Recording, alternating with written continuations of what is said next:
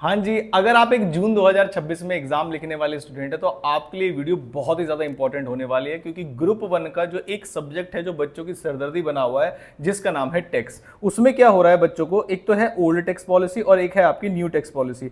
Old tax, पहली चीज तो टैक्स है ही बहुत डिफिकल्ट अपने आप में, जिसके अंदर इनकम टैक्स, तो उसके अंदर बहुत ज्यादा परेशानी कैसे आ रही है बच्चों को, पहले तो समझने में आती है प्रॉब्लम।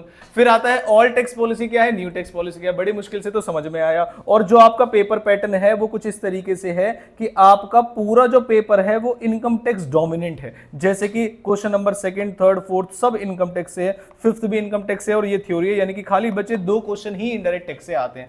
तो बहुत सारे बच्चों को प्रॉब्लम ये आ रही है कि इनडायरेक्ट टैक्स पे ज्यादा फोकस करके वो जाते हैं एग्जाम में, लेकिन फिर से एग्रीगेट में उनके 40 नंबर भी नहीं बनते, और रीजन है इनकम टैक्स, डायरेक्ट टैक्स पढ़े बिना आप सीएम में इंटरमीडिएट के पेपर को क्रैक नहीं कर सकते, ये फैक्ट है। अब इसे कैसे दुरुस्त करना है जून 2026 में आते आते, पहली चीज तो टैक्स डिफिकल्ट, फिर उसके बाद ओल्ड और न्यू में परेशानी आ रही है, तो उसके लिए मैंने आपको समझाने के लिए एक वीडियो बना रहा हूं ये, जिसके लिए हम आपके लिए क्या क्या चीजें अवेलेबल करा रहे हैं वो भी मैं आपको साथ में समझाऊंगा। पेपर पैटर्न आपने देख लिया, कम से कम 5 क्वेश्चन ऐसे हैं, 4 प्रैक्टिकल और 1 थ्योरी क्वेश्चन, जिसमें टोटल 5, यानी इनडायरेक्ट टैक्स को छुएगे भी नहीं तब भी आपका पेपर 70 मार्क्स का अटेम्प्ट हो जाएगा। एमसीक्यू की तैयारी के लिए तो हम मैजिक वीडियो दे ही देते, तो अब यहां से सारे बच्चे कसम खाएंगे कि हम डीटी को फोड़ के आएंगे इस बार पेपर में, और वो कैसे होगा वो मैं आपको समझाता हूं। देखिए, टैक्स की स्ट्रेटजी में सबसे पहले आया, मैंने कहा सबसे पहले तो आपका ये जो ओल्ड और न्यू वाला झंझट है ये समझाता हूं मैं आपको, ये कैसे दूर होगा।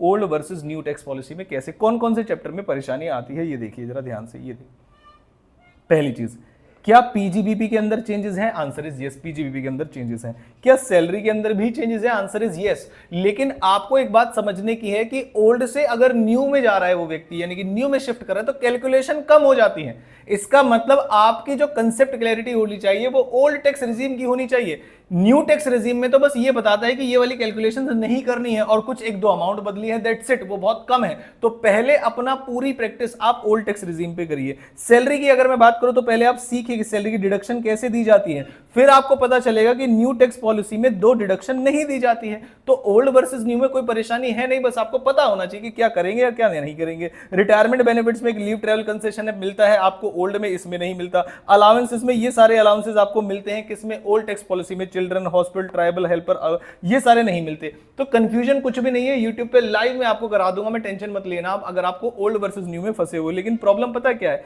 इसमें मिलता है इसमें नहीं मिलता, इसमें मिलता है इसमें मिलता है इसमें मिलता है। ये लिखने में तो आसान है, लेकिन जब क्वेश्चन में आता है ना तो वहां बच्चे फंस जाते हैं। बहुत आसान है बोलना कि हाउस प्रॉपर्टी के अंदर अगर आप जाओ तो हाउस प्रॉपर्टी के अंदर जो आपका इनकम फ्रॉम हाउस प्रॉपर्टी में जो आपका इंटरेस्ट ऑन लोन है, बाकी लेट आउट में तो कोई चेंज नहीं है, सेल्फ ऑक्यूपाइड में नील हो जाता है। लेकिन भाई जब 3 हाउस वाला क्वेश्चन आता है ना, बच्चा तुरंत फंस जाएगा उसमें, करना क्या है, ओल्ड वर्सेस न्यू में क्या परेशानी आती है। तो आपको प्रैक्टिस चाहिए ही चाहिए। और मैं बोलूं कैपिटल गेन तो कोई चेंज नहीं है, आईओएफओएस में कोई चेंज नहीं है, क्लबिंग में वो जो आपकी लिमिट चेंज हुई है वो है, ओल्ड वर्सेस न्यू से कुछ नहीं। सेट ऑफ में इंटर हेड एडजस्टमेंट, एक घर दूसरे घर में नहीं जाएगा, यानी हाउस प्रॉपर्टी कैपिटल गेन एक दूसरे से नहीं, इंट्रा हेड एडजस्टमेंट पॉसिबल होती है इसके अंदर। उसके बाद डिडक्शंस में सारी डिडक्शंस हटा दी उसने, बस 3 डिडक्शन ऐसी हैं जो पुराने और नए दोनों में मिलती है। तो ये कुछ ऐसी बातें हैं जो आपको बिना रेगुलर पढ़ाई के नहीं मिल सकती। आप कितनी भी यूट्यूब वीडियो देख लेना, मेरी भी देख लेना, इसमें मिलेगा इसमें नहीं मिलेगा, जब तक क्वेश्चन करा के आपको नहीं समझाया जाएगा आपको तब तक समझ में नहीं आएगा, और क्वेश्चन आते हुए भी गलत हो जाएगा। अब इसमें हम कैसे मदद कर सकते हैं आपकी, तो भाई लाइव तो मैं आऊंगा ही, जैसे मैं हर बार प्रॉमिस करता हूं, और आता भी हूं, समझाऊंगा भी आपको। लेकिन अगर आप चाहते हो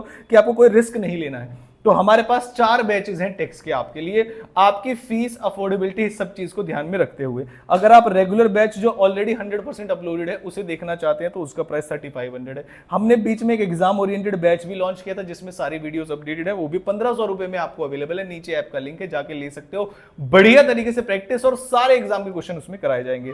फास्ट ट्रैक बैच भी अवेलेबल है जो पूरा फोकस करेगा आपका क्वेश्चंस पे, 1000 रुपीज में अवेलेबल है। और एक हमने अभी बैच 1 अप्रैल से शुरू किया है जिसके हम 2 चैप्टर्स हम कंप्लीट कर चुके हैं, रेजिडेंशियल स्टेटस और स्कोप वाला और हाउस प्रॉपर्टी वाला। बिल्कुल ओल्ड न्यूज साथ साथ में समझाते हुए जा रहे हैं। उसके अंदर फ्रेश बैच है, 1/4/2026 को शुरू हुआ है, जिसमें मैंने कोशिश करूंगा कि आपके मई के अंदर ये खत्म हो जाएगा और आपके एग्जाम में जो भी क्वेश्चन आने वाले होंगे आप बढ़िया तरीके से कर पाएंगे, जितना पॉसिबल होगा उतना कर पाएंगे। वैसे तो ये बैच डेडिकेटेडली बना है दिसंबर 2026 के लिए, लेकिन मैं कोशिश करूंगा कि जल्दी से जल्दी कंप्लीट करा के जो जून 2026 उनका मेजोरिटी पार्ट में इसमें कवर करा दूं। ओरिजिनल प्राइस इस बैच का 4500 रुपीज है, जो एग्जिस्टिंग स्टूडेंट्स हैं उसके लिए 3500 में मिल जाएगा।